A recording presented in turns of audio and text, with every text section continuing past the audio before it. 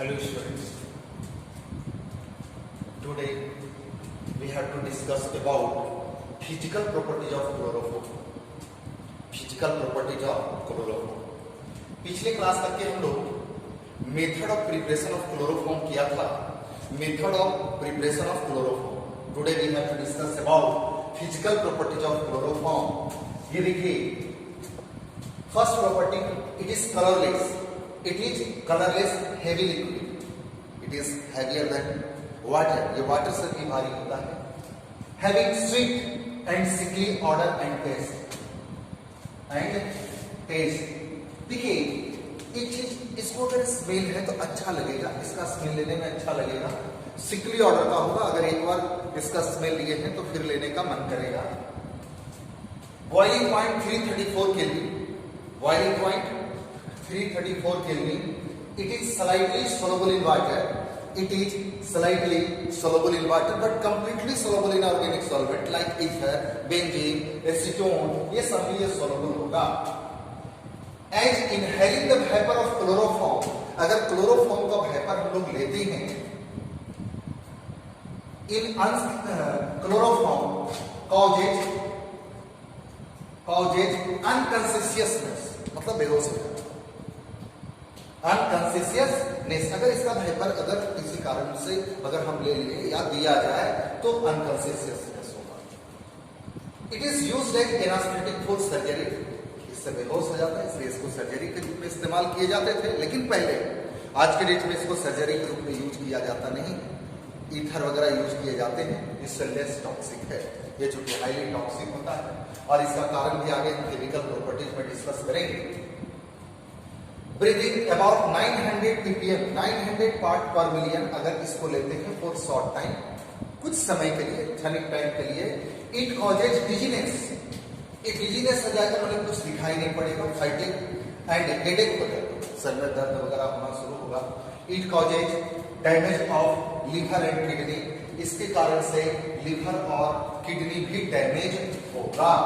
तो ये है आपका physical properties of chloroform. Physical property में आपने देखा कि ये लिक्विड फॉर्म में है, लेकिन हेवी लिक्विड है. ये हेवियर देन वाटर होगा, इनसोल्युबल इन वाटर होगा, मतलब स्लाइटली थोड़ा मोड़ा घुलेगा. Completely soluble in organic solvent होगा, है ना. It's vapour causes unconsciousness.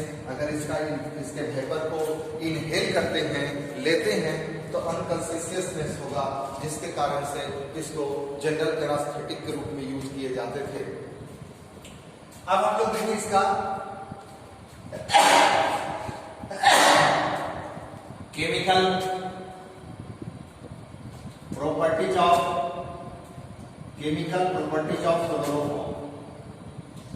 Chloroform. Chemical properties of chloroform. सबसे पहला, action of air. Action of air. देखिए, अगर क्लोरोफॉर्म को एयर में एक्सपोज कर दिया जाए तो एयर से ऑक्सीजन लेगा, और अगर सनलाइट मिल जाए इसको, it can be converted into highly poisonous gas phosgene, COCl2. इसका नाम क्या है? फॉस्जीन. ये हाईली पॉइजनस गैस है, जिसको कार्बोनाइल क्लोराइड भी बोल सकते हैं. कार्बोनाइल क्लोराइड भी बोल सकते हैं. ये पॉइजनस नेचर का होता है.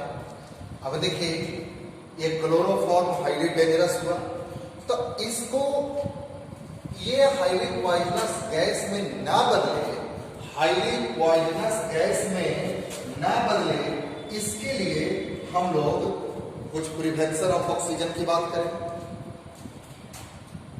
To prevent oxidation, to prevent oxidation of chloroform. क्या क्या काम करना चाहिए? तो पहला काम ये करना चाहिए, क्लोरोफॉर्म filled in डार्क बोतल, जिसमें लाइट पास ना कर सके, अप टू ब्राइन पूरा भरा हुआ होना चाहिए and sealed tightly,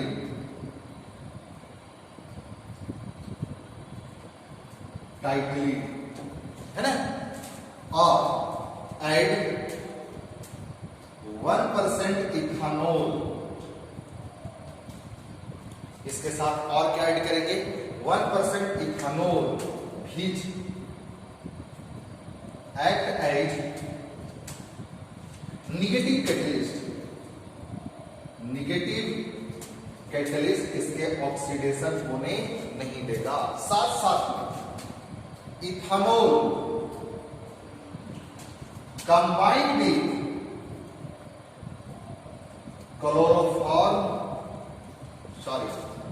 phosgene to form non-poisonous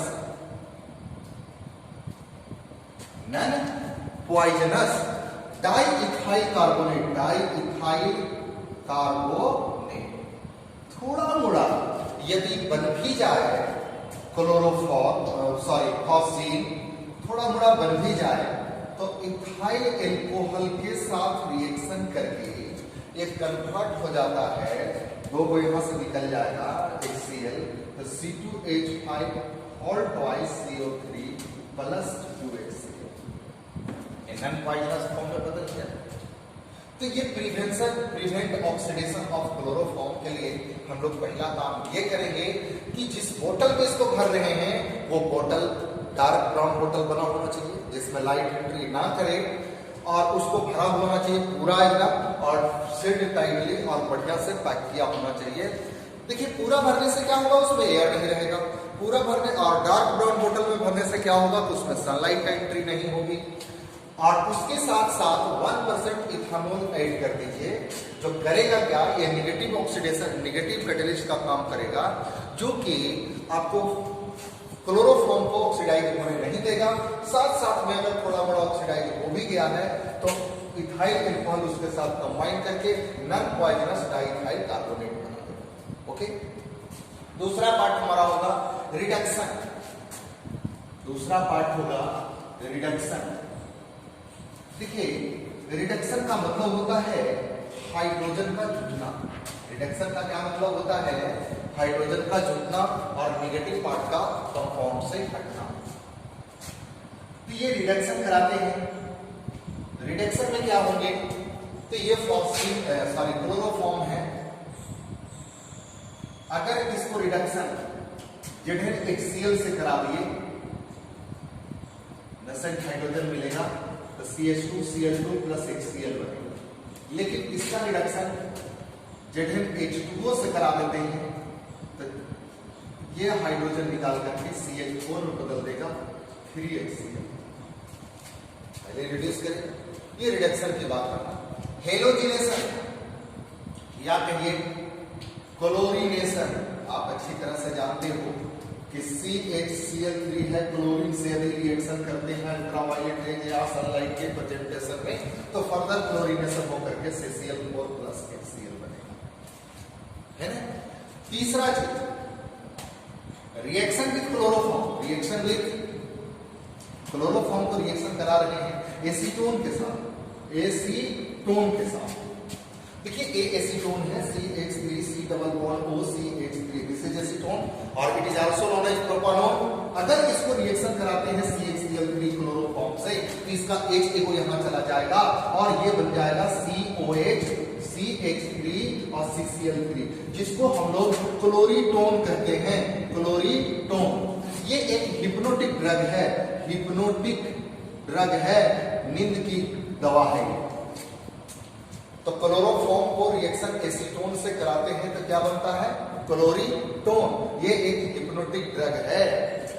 अगला बात करें हम रिएक्शन विथ नाइट्रिक एसिड, है ना, यहां तक तो ठीक ठाक है। Reaction with nitric acid. Now next reaction with nitric acid, reaction with HNO3 nitric acid के साथ।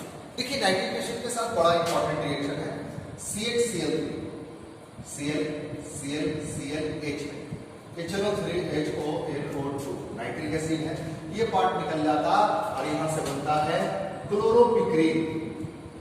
क्लोरोपिक्रीन, इसका नाम क्या है? क्लोरोपिक्रीन। क्लोरोपिक्रीन एक इंसेक्टिसाइड है, इंसेक्टिसाइड जो एग्रीकल्चर में यूज किया जाता है, क्लोरोपिक्रीन। और एक देखिए कंफ्यूजन एक और होता है पिक्रिक एसिड। क्लोरोपिक्रीन और पिक्रिक एसिड अलग अलग चीज है।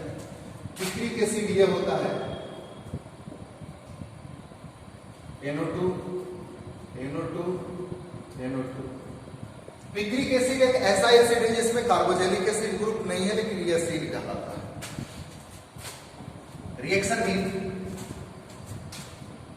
Primary amine, reaction with primary amine, primary amine के साथ इसका रिएक्शन देखिए, RNH2 है प्लस CHCl3 है, इसको कार्बाइलामीन रिएक्शन कहते हैं, carbylamine reaction. This is a test of primary amine.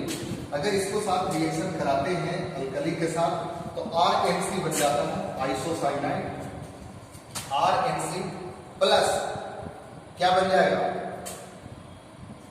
3KCl, 3KCl मतलब 3HCl, तीन और एक, दो एक, 3 हाइड्रोजन, 3HCl तक 3 को इसके साथ रिएक्शन करते 3KCl प्लस 3H2, ये बनेगा फाइनल। तो केवल इसको न्यूट्रलाइज करने का काम करेगा। This is the test of, this is the test of primary amine. ये प्राइमरी एमीन का टेस्ट है। कौन सा एमीन का टेस्ट है? प्राइमरी एमीन का टेस्ट है। ये सिर्फ प्राइमरी एमीन ऐसा रिएक्शन देता है जिसको कार्बाइलामीन रिएक्शन भी कहा जाता है।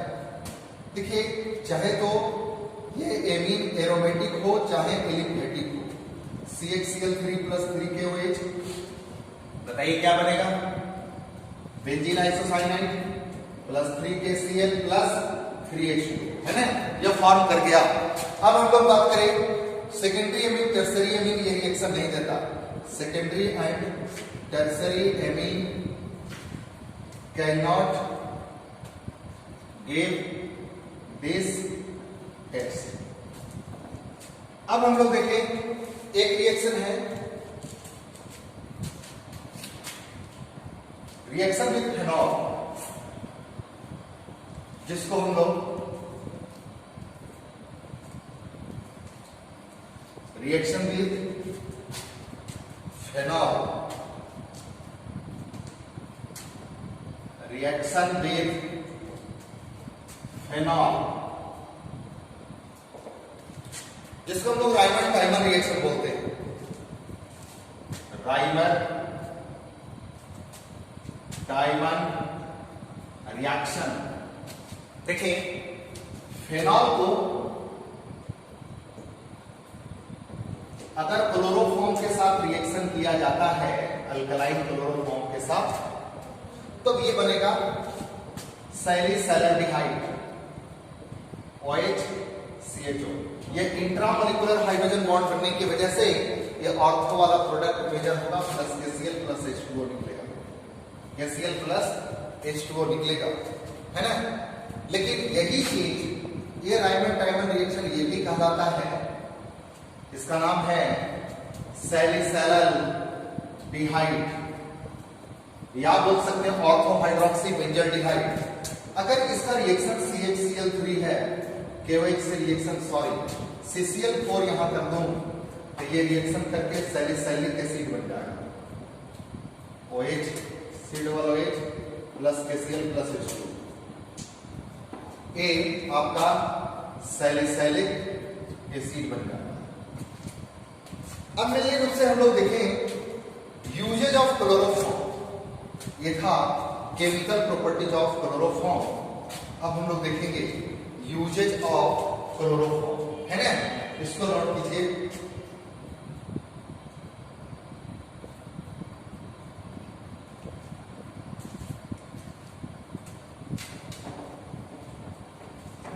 यूजेज ऑफ क्लोरोफॉर्म, क्लोरोफॉर्म का यूज कैसे कहाँ करेंगे?